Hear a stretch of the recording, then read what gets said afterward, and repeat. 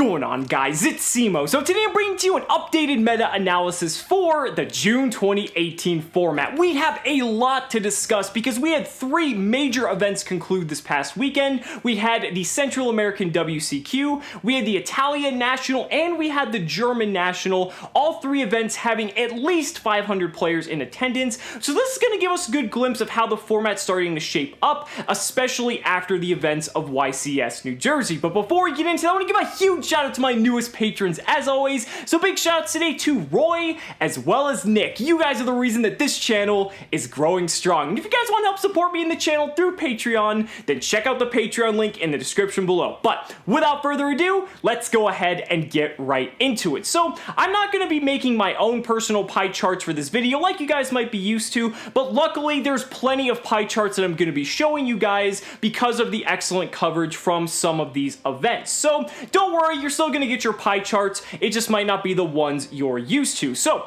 we're going to start off with the Central American WCQ. This event had just shy of 600 players. I believe it was about 569 if my memory serves correctly, which is a very decent and respectable number in terms of attendance. Now, here is the pie chart of the top 64 from this event. And obviously one of the first things that's going to stand out is the fact that Trickstar Striker has 44% of the top cut representation in the top 64. Now, I believe that's like 29 when it comes to the actual number. 28 out of 64 though, I mean that's almost half, so that's a lot of Trickstar Striker in there. There's also Goki in second place. I think Goki had about 9 competitors still in the top 64. Now the thing is with Goki, it's kind of interesting because I believe that Central America does not have access to Link Karibo, or it's not legal for them, so the fact that Goki managed to actually be in second place, assuming that they don't have Link Karibo, I could be wrong,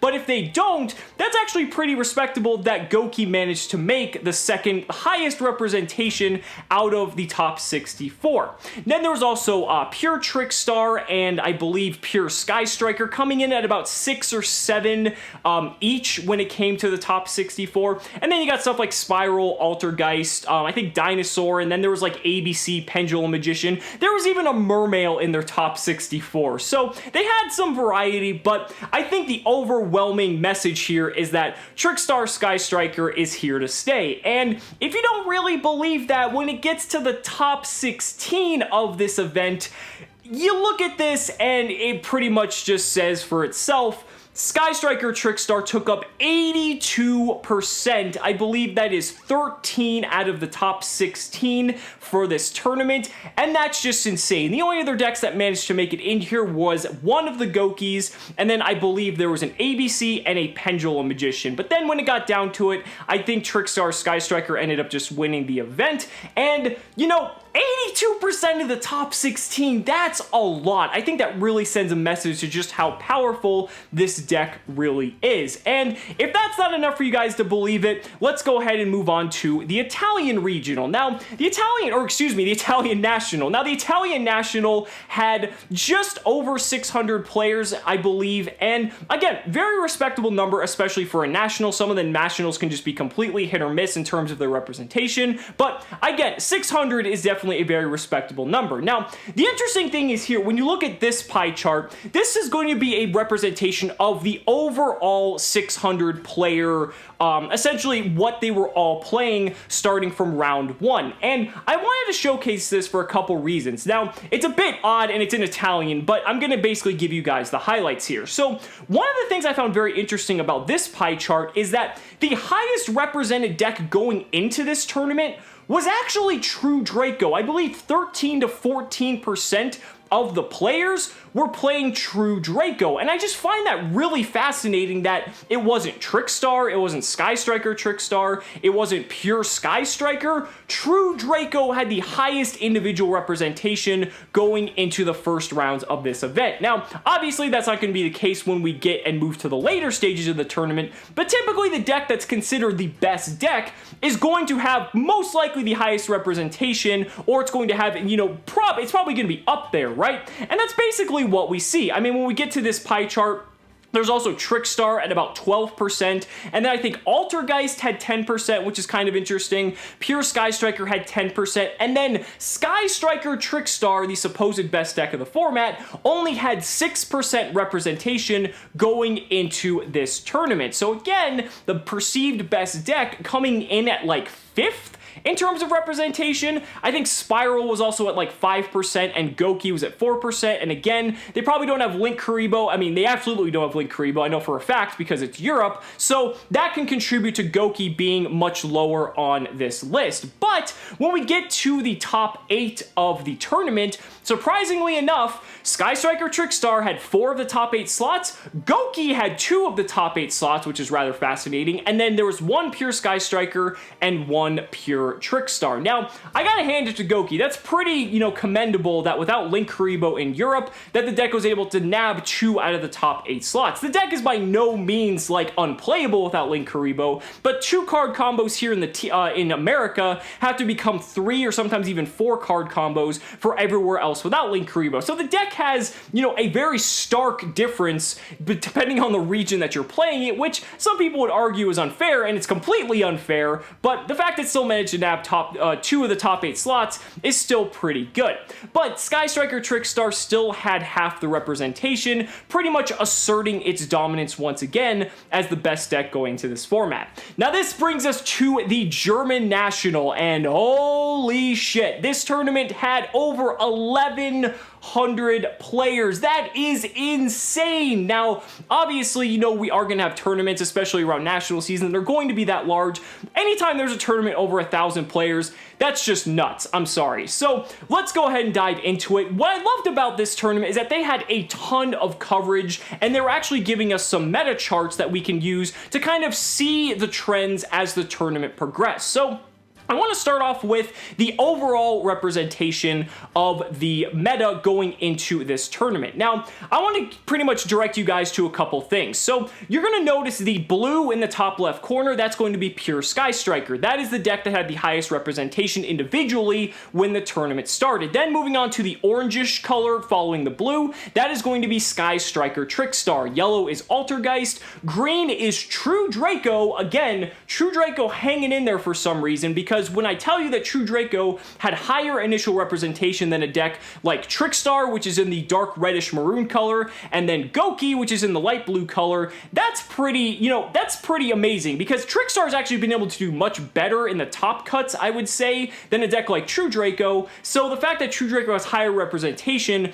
is just rather fascinating. Now, the interesting thing is here, as we go from the day 1 representation to the day 2 representation, you're going to start to notice something, and you're going to notice that the orange part of the pie chart, which is Striker Trickstar, is going to slowly start to envelop the rest of the pie chart. But the interesting thing here is that all the rest of the top decks didn't really move from day 1 to day 2. Striker Trickstar, Altergeist, True Draco, Pure Trickstar, and even Goki still had about the same level of representation moving into day 2. Now, that shouldn't really be a surprise because these are the strongest decks, but I still found it fascinating that essentially Striker Trickstar just took over a majority of the other category because you're kind of just filtering out all those other decks. But then when we get to the top 64, you're going to really start to notice something, and that is the slow dominance of Striker Trickstar. At this point, Striker Trickstar has basically taken up 41% of the top 64, very similarly to that of the Central American WCQ, and you're starting to see the other decks slightly fall off. Striker Trickstar starts to fall off, Altergeist starts to fall off, True Draco, Pure Trickstar actually went up a little bit once we get to top 64, so I guess that's pretty good, but all the rest of the decks are starting to fall by the wayside, and by the time we get to the top 8, 6 of the top 8 decks were Striker Trickstar. There was 1 pure Sky Striker in there, as well as 1 Mech Knight invoked. And congrats to that guy, because not that the deck is pretty much unplayable, the deck is still very good, and we knew that because of last format, but being able to compete with that and kind of being like the loner going into this, that's definitely a worthy accomplishment. But in the end, Striker Trickstar ended up taking the event,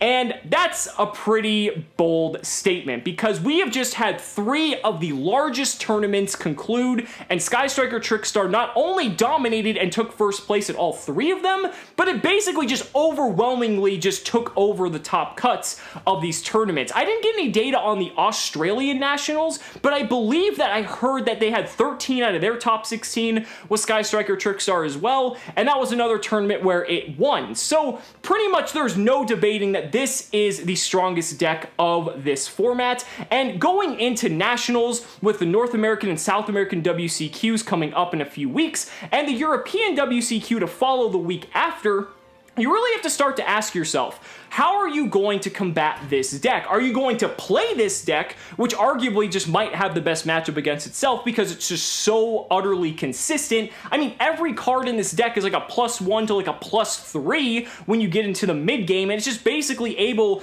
to overwhelmingly just dominate your opponent because of the resources it's able to generate, and it just has unfair stuff like Scapegoat plus Droll and Reincarnation, so that's also a thing.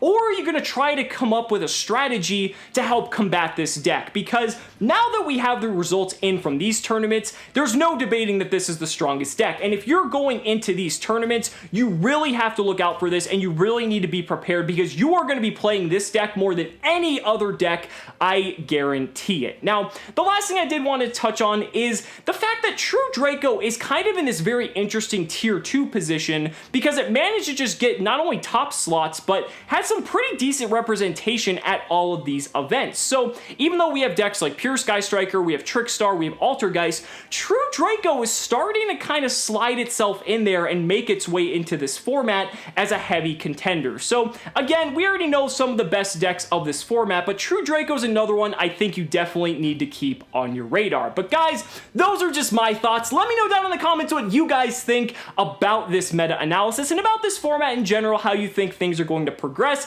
I'd really love to hear your thoughts. So guys, thank you so much for watching the video. Be sure to like the video as always. Subscribe to the channel for more amazing Yu-Gi-Oh content. And if you found this video helpful, consider backing me on Patreon, because just by pledging only $1 a month, you're investing in my ability to continue bringing you amazing Yu-Gi-Oh content. So thanks so much again, and we'll see you next time.